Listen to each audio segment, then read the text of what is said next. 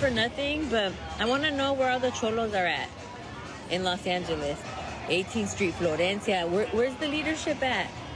Because you guys are all about territory, and this is 18th Street, and this is Florencia. You guys tag everything up, claiming hood.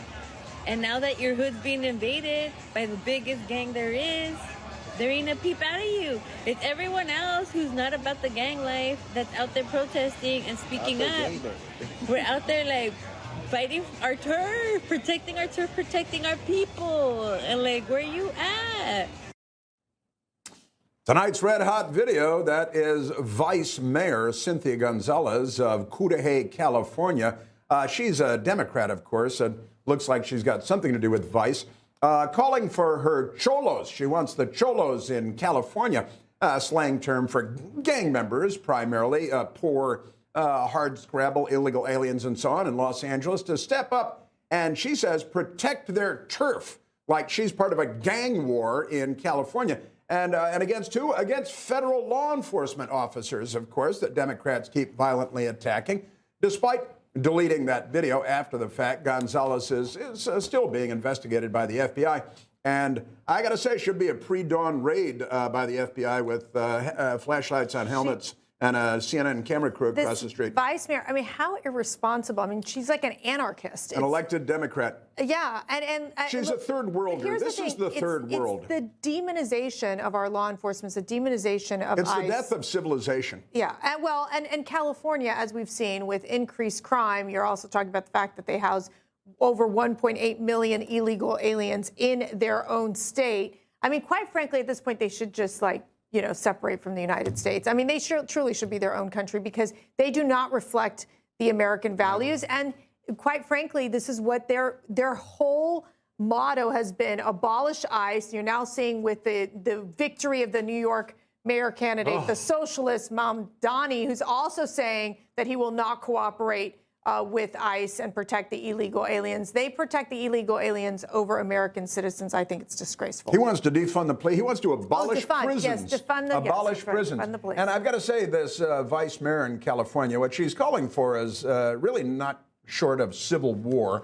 It's the third world. If these people were left to their own devices, we'd be living in Yemen inside of a month. Well, it's the most bizarre thing, because not only, as Mercedes said, is she demonizing law enforcement and essentially encouraging individuals to attack federal officials and state officials, but also the way that she's speaking, it's like she's friends with the gangs.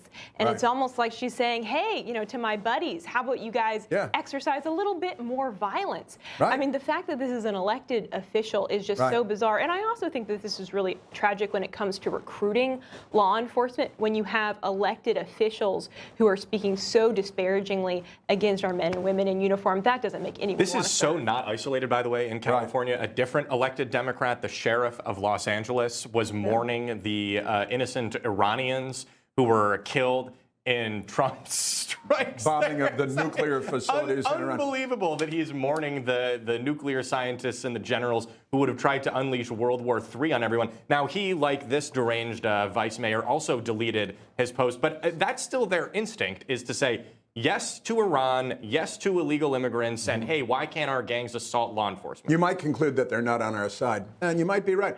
Speaking of gang-banging illegal alien thugs that the Democrats want to date their daughters, Kilmar Abrego Garcia was in court today as the Justice Department and his attorneys argued over whether the MS-13 gang member can be released from federal custody as he awaits trial for human smuggling charges. The bad news is he was actually released thanks to a Democrat judge.